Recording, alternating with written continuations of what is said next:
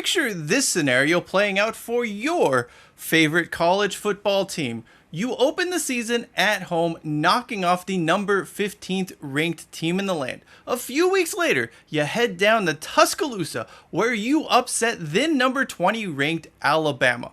All told, your team wins 10 games in the season, is ranked as high as 12th in the AP poll, and compiles what is one of the best years in program history. What would your reward be for such a great campaign? A piping hot, steaming plate of nothing. In fact, when bowl invites are divvied up, your team is overlooked in favor of not one, not two, but 4 6-6 college football sides. I'm Cheyenne Hollis, this is The Touchback, and today we are recounting the tale of the 2003 Northern Illinois Huskies, a team that was undoubtedly screwed by college football's powers that be. Firstly, this story of the 2003 Northern Illinois Huskies was pointed out to me by a commenter on the video I recently did covering Rutgers' season in 1976. I want to give a big shout out to that guy for uncovering what was another great story in the lore of college football. This wild ride takes us all the way back to 1983 when NIU participated in its first ever bowl appearance, a spirited contest against Cal State Fullerton in the California Bowl. The team found itself needing a new coach after that year because Bill Mallory took the Indiana head coaching job. The Huskies decided to complete a weird coaching swap with Indiana, although it wasn't technically a coaching swap. Anyway, they hired former Hoosiers head coach Lee Corso, yes, that Lee Corso, who was fired after the 1982 season. However, Corso would only manage one season in DeKalb before bolting for the USFL, and things really began to unravel for Northern Illinois. Around this time, the NCAA was threatening to demote the MAC down to Division I AA over attendance and some other issues. This was something NIU wanted no part of. They specifically joined the MAC in order to be a D1 school. With that threat of a lower division looming over their head, the Huskies administration decided to take action and announced that it was going to go independent in sports. Ultimately, though, the NCAA opted not to demote the MAC, and NIU found itself in a bit of a pickle. There's a really good Reddit thread that covers all of this part of NIU's athletic history, so I'll link to that in the description below, but check it out if you want more information. The Cliff Notes version of it is this. There was a bunch of petty infighting between NIU and the MAC, which saw the Huskies leave anyway in 1986 after initially trying to stick it out. Northern Illinois actually had to fire their longtime men's head basketball coach, who had very publicly went out against the move to go independent. This was not something really anyone wanted.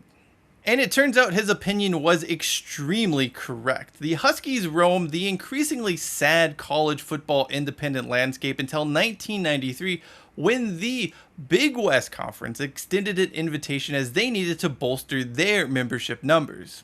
The Big West and NIU wasn't a great marriage, and common sense did eventually prevail, with the Huskies rejoining the MAC in 1997. Prior to the return to the MAC, the Huskies had hired Joe Novak to be their head coach. He found himself needing to turn around a struggling program that had fallen on some dark times in the 1990s. Novak was no stranger to NIU, having been a coach on the 1983 side that went to a bowl game. He was also very loyal to their former head coach Bill Mallory and stuck around while he was the Hoosiers' head man. It took Novak a few years to reverse the fortunes of Northern Illinois, but eventually he did start turning things around. After going 3-30 in his first 3 seasons at the helm, NIU finished 5-6 in 1999. This was followed by a pair of 6-5 campaigns, and then in 2002, the Huskies compiled a record of 8-4. With a roster full of upperclassmen who had been playing together under Novak at NIU for years now, there was quite a bit of excitement heading into the 2003 season for the Northern Illinois football program. The Huskies were led by running back Michael "the Burner" Turner, wide receiver PJ Fleck, yes, in fact, that PJ Fleck, and junior quarterback Josh Haldy. This was very much an experienced roster that had grown together with the benefit of conference stability and some good coaching by Novak. That brings us to the 2003 season. The Huskies would open up with a home game against the number 15th ranked Maryland Terrapins. Oh, the good old days, a time when major conference schools weren't afraid to schedule home and home series like this. But I don't want to get too lost in a whimsical topic, so let's focus on the game. It was a really great back and forth contest that saw the Huskies tie the score at 13 with 76 seconds remaining. It would go to overtime, and NIU would score on its possession, get a stop against the Terrapins, and secure what was a pretty historic upset for the program. This victory was followed by another home game, this one against 1AA Tennessee Tech, which the Huskies had no problem dispatching their lower level opposition. A bye week followed, which really allowed NIU to prepare for what was probably its biggest game of the season and one of the biggest games in school history, a road showdown in Tuscaloosa against the Alabama Crimson Tide. One thing, it must be stressed here, this is not your vintage Alabama we are talking about. This is the sanction-riddled Mike Shula coached Crimson Tide. The program had spent the past few months really cleaning up after the whole Mike Price scandal, who, for some reason, by the way, had never actually signed a contract with the school. With that in mind, no wonder Price couldn't resist the allure of Florida panhandle strip clubs. Eventually, Alabama settled on Mike Shula to take the reins, a guy who was a solid coach, a solid football coach, but was really put in a bad spot here. Of course, at the time, we didn't really know how bad it was going to get for Alabama. They entered this game against NIU with a 2-1 record, and that sole loss came against number 1 Oklahoma in what was a fairly competitive bout. Most folks assumed that this was just going to be an easy win for Alabama based on, conference and prestige and all of that good stuff. In fact, the Crimson Tide went into this matchup as 14-point favorites.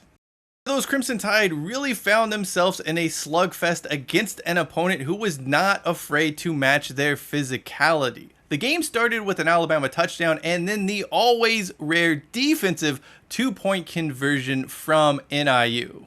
This close contest went into halftime with the SEC team finding themselves up with a 9-5 lead at the break.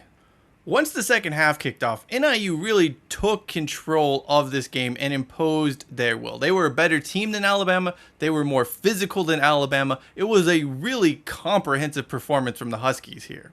Another thing to point out, there were no turnovers in the game by either team, and while the Crimson Tide did commit a few penalties, the general consensus was that the Huskies were just the better team.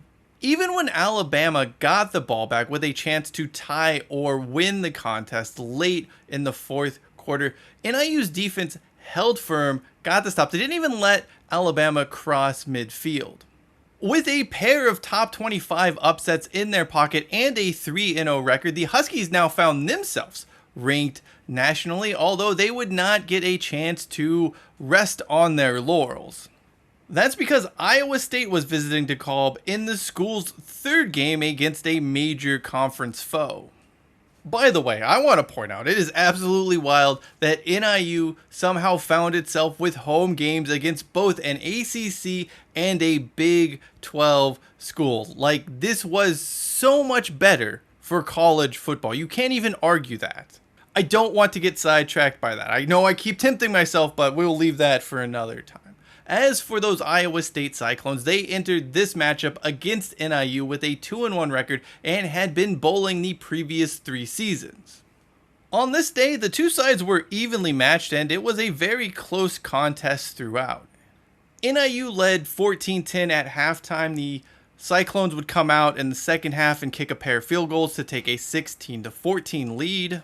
Northern Illinois took over at this juncture, nailing a field goal to regain the lead, this time 17-16. They would also score a touchdown with 2 minutes left to seal the deal and move their record to 4-0. It's safe to say NIU had a hell of an open to the 2003 season. They left September behind with a 4-0 record, ranked in the AP poll, and having 3 victories against major conference sides. NIU was entering October, climbing up those aforementioned rankings and ready for Maction, although we didn't call it Maction just yet. The first 3 games of conference play weren't always pretty for Northern Illinois. They did manage to keep the good times going, securing victories in their first 3 contests, pushing their record to 7-0. Everything was set up for a massive MAC showdown between number 12 Northern Illinois and number 23 Bowling Green. Those Falcons were having themselves a nice season as well, having already upset number 15 Purdue and hanging tough with Ohio State. And on this day, they were clearly superior to Northern Illinois. The Falcons raced out to a 24-3 lead within the first 20 minutes of the game. NIU scored a couple of touchdowns in the third quarter, but the Huskies were just well and truly beaten by a very good Bowling Green side.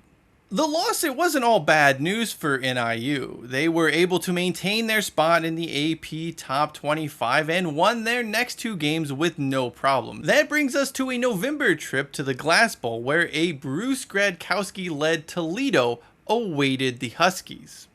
Toledo was also having itself a really good season. They had upset number 9 Pitt earlier in the year. They were very much alive in the race for the MAC West title. At this point in time, Toledo, Bowling Green, and Northern Illinois all had 1 conference loss. Meanwhile, Toledo and Bowling Green were scheduled to play the following week, meaning everything was still in play for all 3 sides to win that MAC West crown and go to the conference title game. Things started well enough for NIU on this day. They scored the first touchdown early on in the first quarter, and then the wheels just fell off entirely. So much so that the Huskies would cough up 28 consecutive points to the Rockets. 3 of these scores, mind you, came off turnovers. It was really an uncharacteristically sloppy display from NIU, who went into halftime trailing 28-7. Then the third quarter began, and the Huskies came out like an absolute house of fire, scoring 17 points in 7 minutes to close that gap to 28-24. That would be as close as the Huskies got, though. The Rockets scored a pair of touchdowns to put the game out of reach.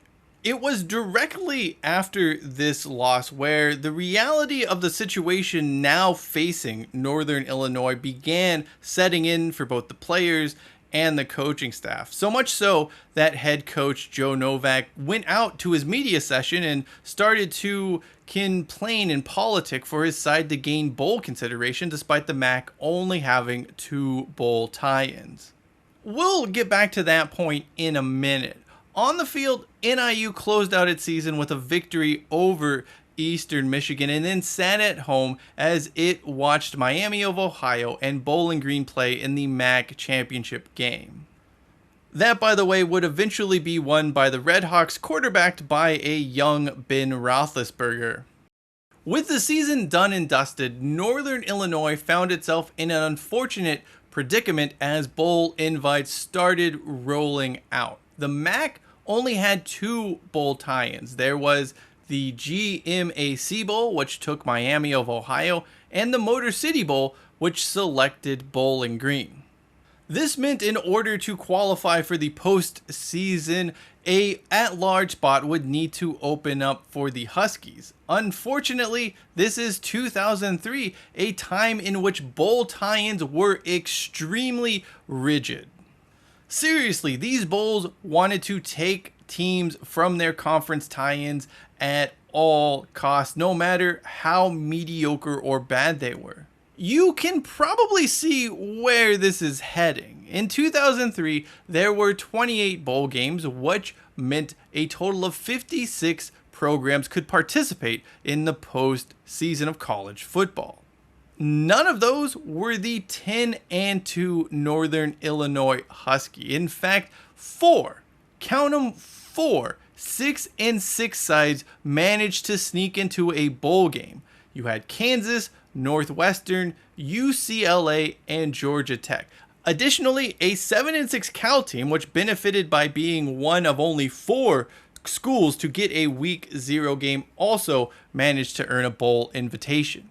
To rub some salt in the Huskies' wound, the Maryland Terrapins, a side they had defeated early on that very season, also earned a bowl invite with a 9-3 record.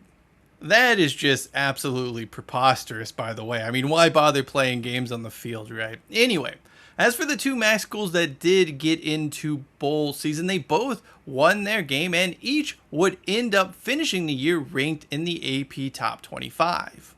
Any way you look at it, any way you want to slice it, the Northern Illinois bowl snub was incredibly egregious. This is a team that not only won 10 wins, forget about winning 10 wins, they beat a ranked Maryland team, they beat a ranked Alabama team, they beat 3 total major conference programs. What more could you have possibly asked them for?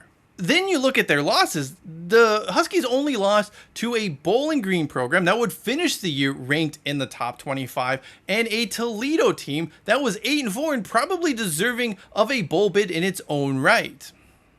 To say the Huskies weren't one of the 56 best teams in college football in 2003, to say they weren't more deserving than one of any of those 4 6-6 teams was just absolutely laughable. College football screwed NIU in 2003, and while no one at the NCAA wanted to admit it, they would actually change the rules on bowl eligibility, basically an acknowledgement that, yeah, the system failed the Huskies.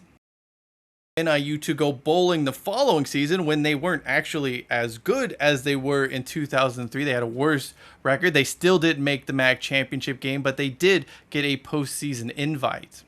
5 MAC teams received bowl bids in 2004, although the conference wasn't nearly as good in that season as it was the year previously. The Huskies would go on to defeat Troy in the 2004 Silicon Valley Classic, a game probably remembered for some bad weather and a complete lack of fans. And 9 years after being snubbed completely from a bowl game, NIU did make it all the way to the Orange Bowl, so there is that.